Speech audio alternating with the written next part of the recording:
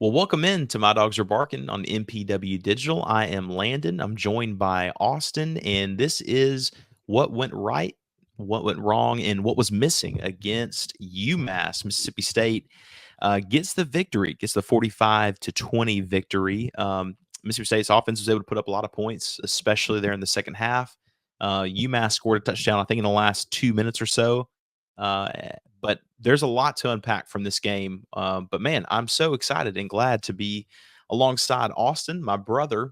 And Austin, is this show in particular presented in part by someone? That's funny you ask. Yeah, we're going to talk about ARPA's coffee and bar. Guys, ARPA's understands that great food and drinks are best served in the company of friends and in loved ones. Their warm and inviting atmosphere creates the perfect backdrop for laughter, conversation, and shared memories. Whether you're looking for a good spot to catch up, over some good coffee, or a lively gathering place to celebrate special occasions, or just a vibrant late night hangout, their friendly staff is dedicated to ensure that your experience is nothing short of exceptional. Located in the heart of Starkville in the Cotton Districts, right next to Two Brothers, listen to this, mention My Dogs Are Barking for 15% off your order any day. So head on down to ARPA's Coffee and Bar. That's right, man. That's a good afternoon. You can get some food at Arpa's. So some good food there. Get you some coffee and head on out the door. But yeah, make sure you mention My Dogs Are Barking. Get 15% off your order. Um, Funny enough, Austin, in this game, last week Mississippi State fans watched the Arkansas game, and to find something that went right in that game was almost impossible. It was ugly. There is some right in this game. In the first quarter, I didn't think there was going to be any. It was ugly. But I'm going to tell you this: the running game is what went right for me in this game. Um, Really a big game from several running backs. Johnny Daniels only had 6 carries, but had 92 yards. The touchdown had that 36-yard scamper. Davon Booth, I'm going to tell you something about Davon Booth over the last couple weeks. He runs really hard. He runs really, really hard each time he gets the ball. He had 11 carries for 76 yards. And then we got to see Xavier Gayton. He only had 2 carries, but had that huge 72-yard touchdown. And so I know fans are excited to see that. All in all, the team had five running touchdowns for 241 yards. Michael Van Buren also had 2 scrambles that were both really impressive. Both really impressive. He looked really, really good. But what went right in this game, I'll tell you this. Am I wrong in saying this when it comes to the depth chart for Mississippi State? Johnny Daniels, I think, should be starting. He's also a guy that runs really hard. But am I wrong in saying Johnny Daniels should be the starter and then bring Booth in on, whenever obviously Daniels gets tired, but also in the short yardage situations when he's the freshest? Because when Booth has been going several times and then they bring him in for short yard situations, it doesn't seem like he has enough gas to Yeah, keep no, going.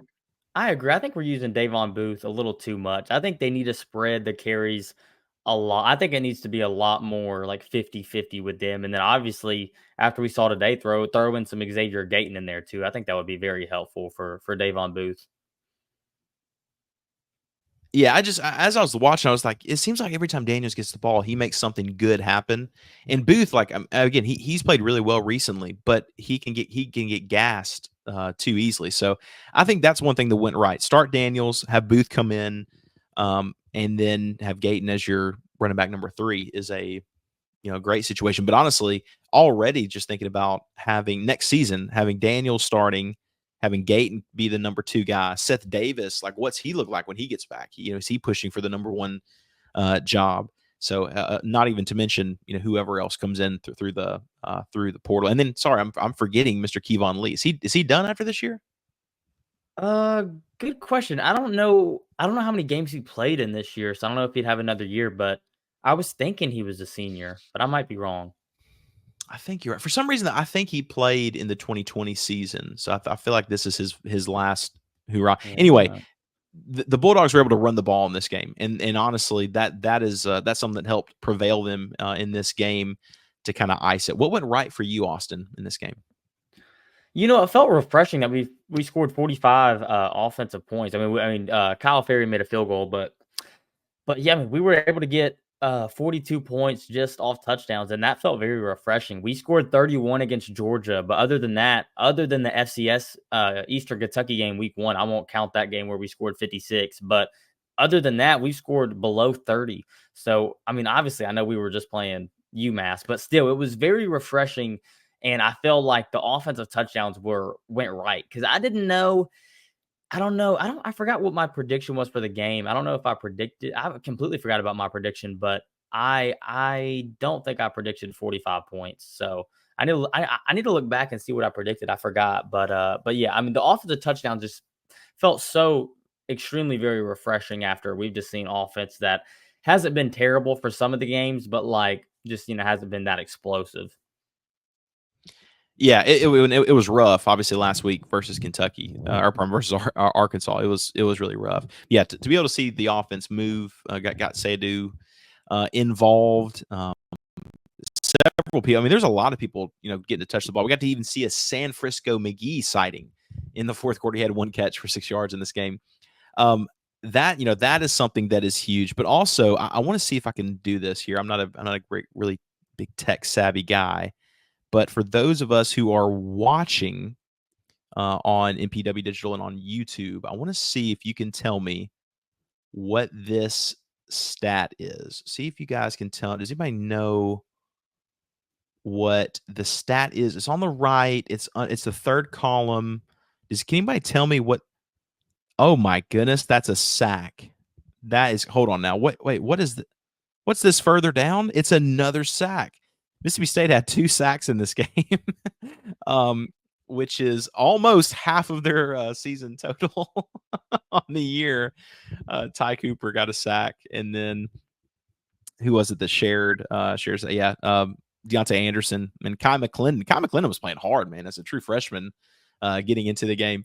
Mississippi State got a sack. That in any sort of day, that is a win because they had not been doing that whatsoever this season. So Mississippi State pushes their season total of sacks to 7 for the season. That's another mini one that went right. But then Austin, go ahead and go right into what went wrong for Mississippi State in this game. I have a feeling everybody feels the same way, and I've got 3 mini ones.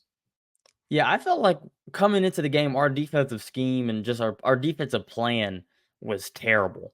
I mean, their first drive, they go down and score. Their second drive, I think they get in the red zone and kick a field goal, and it was 10-0. And I was feeling so bad. I was almost fully convinced we were going to lose this game because our first 2 drives were 3 and outs. We had 0 yards to our name, or I think we had negative yards actually after the first 2 drives, and it was 10-0.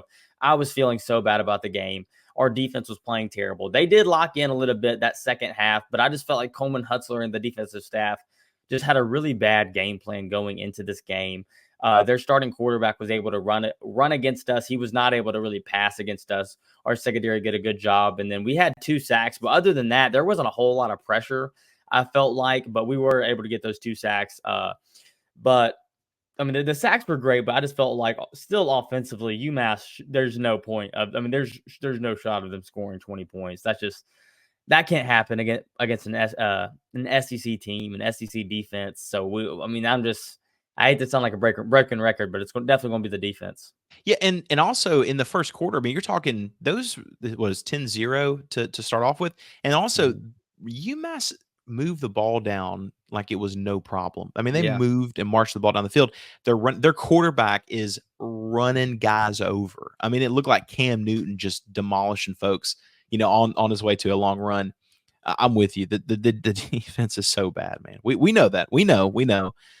But what's interesting in the 2 sacks, unless I'm mistaken, on both of the sacks Mississippi State had, it's whenever they brought in more than 3 guys rushing the passer. Like they brought in some sort of exotic blitz, and they blitzed 6 and got to the quarterback and made him comfortable. It just doesn't seem like they've been doing that. I would love to know what like the pressure percentage is for Mississippi State when it comes to rushing more than 3, because they rush 3 so much and obviously don't get to them. I don't know. Just a point on that. I feel like the past, since that really 2018 defense, we had Cameron Young on the defensive line, but no, there hasn't been another just great defensive lineman. But Zach Arnett he had a lot of like exotic blitzes and would send just a bunch of guys on a random like 2nd and 10 or something, and was able to get sacks, was able to get tackles for loss. And I just feel like we don't really ever see that.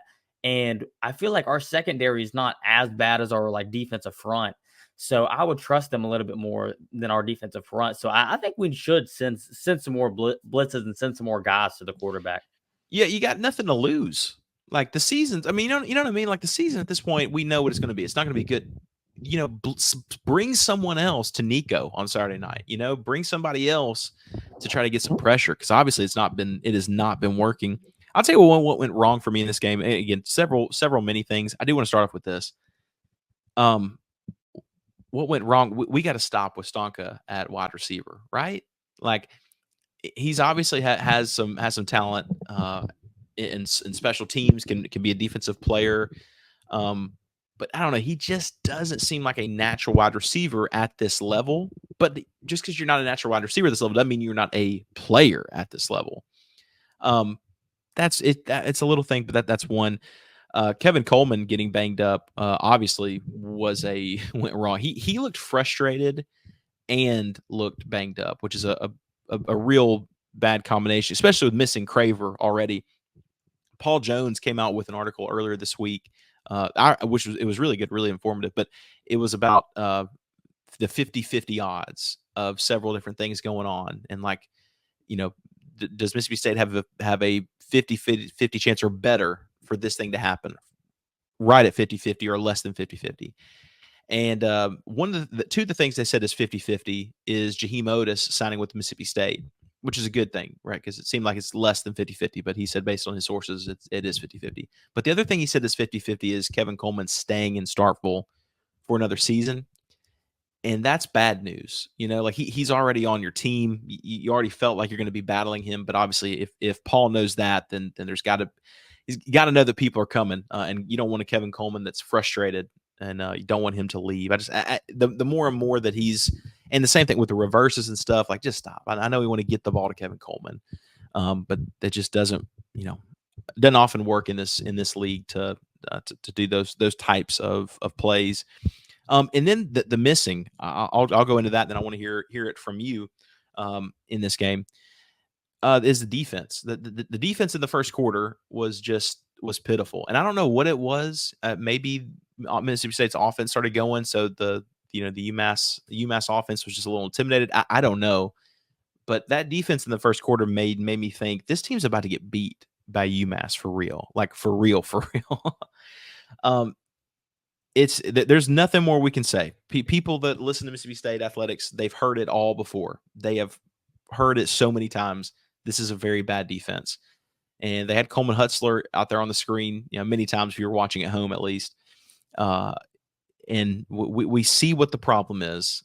And thankfully they were able to get a couple more stops. But honestly, like UMass's quarterback situation is not awesome when it comes to throwing the ball. And State got several turnovers, but not great plays for the UMass when it comes to quarterbacks. And don't forget that first string quarterback, who I cannot pronounce his name to save my life, he's knocked out of the game. So you're facing off against the second string and the third string. So even the defense that you're impressed with is the second string and the third string for UMass. So like, what is there really anything at all to be excited about? No. But Mississippi State takes on Tennessee on Saturday night in Neyland Stadium against Nico, another guy I cannot pronounce his last name either. Tunga Vailoa I felt really good about, but after that, there's nothing good. You have to be a little nervous or very nervous going into that game, just because of looking at what the defense did versus UMass. Like, what other proof do you want? Situation is not going to get better. Seems like they have to make a change. Again, I know people we have heard that so many times. But before we get to Austin, what was missing for you in this game? I do want to talk about our other partner, Mr. Skip Langley, with Edward Jones. Hey, what does it mean to be rich? We talk about this every week. Maybe it's less about reaching a magic number and more about discovering the magic in life. Skip Langley is your Batesville, Mississippi Edward Jones advisor, serving clients in the area and across the state. Count on him for financial strategies that can help support a life you love. because the key to being rich is knowing what counts. So contact him today at 662-563-9843. And together, you can find your rich. Edward Jones, member SIPC. Um, Austin, what was missing for Mississippi State in this game versus UMass? Yeah, I mean, I bark on it every week. I'd say our offensive line. I mean, this is UMass, and we are playing just unbelievably bad on offensive line. I mean, we're just Michael Van Buren's having to run for his life. I feel like every single time we have to throw the ball. I mean, I'm just like, I mean, Michael Van Buren, you got to hang in there this year, man, and just hope that we can get somebody better on the offensive line, even if they're just any kind of better. It's unbelievable because it's every single play he has to run for his life, and I feel so sorry for him because his numbers they're still good numbers, and I can't stress to y'all enough. It's literally every single time he drops back. I mean, it's not like it's like every third time. It's every time he goes to throw the ball, he has people. I mean, just right in his face because we can't guard anybody, and it's bad. Run block. I feel like sometimes we want to run block, sometimes we don't. But even when we do a good job of run blocking, I mean, one or two of the offensive linemen like don't even know. I mean, I know they probably know what they're doing, but it doesn't even look like they know what they're doing. They don't know like who their assignment is to block, and it's just like, I mean, we're talking about Coleman Hudson. I think you got to get Cody Kennedy out of there too. His last year at Arkansas was terrible, and then this year has been just, I mean, whatever worse than But terrible is. you know what's funny though? The year before, I know the last year at Arkansas was bad for him, but the year before that, like he won an award That for is like true. one of the best offensive lines in. I don't know, dude. One thing I just don't know how to be like. I don't know how to figure it out. We're gonna have to get Siski on here to help explain. But like, I don't understand how a coach can go from this is a good coach to like it can't be as simple as this is a good coach to the next year this guy sucks. Yeah. Like it can't be that simple. But sometimes it's like, okay, well then why was he great this year, and then the next couple of years like not very good? Is it just player related? Well, if it's just player related, were they really good to begin with, or they just have good players? You know what I'm Yeah. saying? I don't know how No, to no, answer that. it's very true, yeah, and I mean, it's very, very tricky, but, I mean, we're just gonna have to do something because, I mean, do I think these guys are good? No way, but, I mean, we have a lot of offensive linemen on this roster, and we gotta just I don't know why we don't. I mean, we try Luke Work in there, but, like, we've tried, Grant Jackson, but I feel like we just have so many offensive linemen that just don't play at all. Like, we've tried, like, 3 or 4 different guys, that have been bench players, but I feel like, I mean, we just gotta dang unload the bench and just see if anybody wants to play good because I mean all these guys are just terrible. So we gotta pick that up. And I'm just telling y'all, Mississippi State fans right now, we're not going to pick it up this year.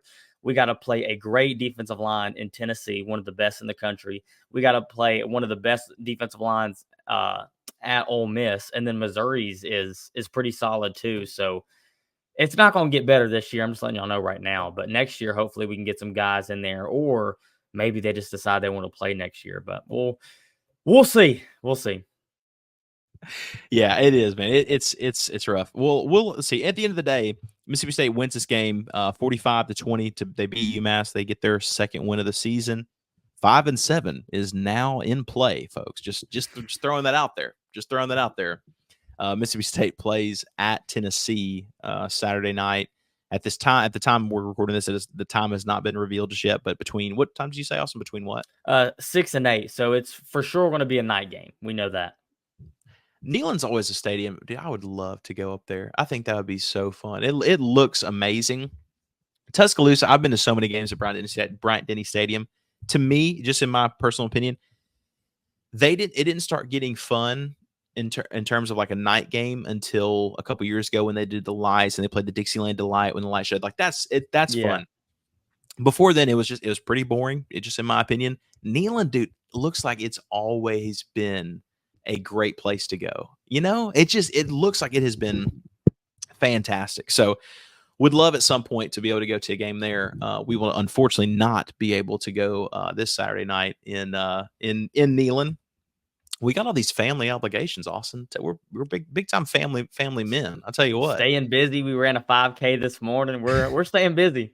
That's right, man. We got stuff going on, but we are always very thankful for our listeners. We have some really exciting things coming up. Very very excited about the future here for My Dogs Are Barking on MPW Digital. Make sure you're following us on Twitter, just at My Dogs Pod.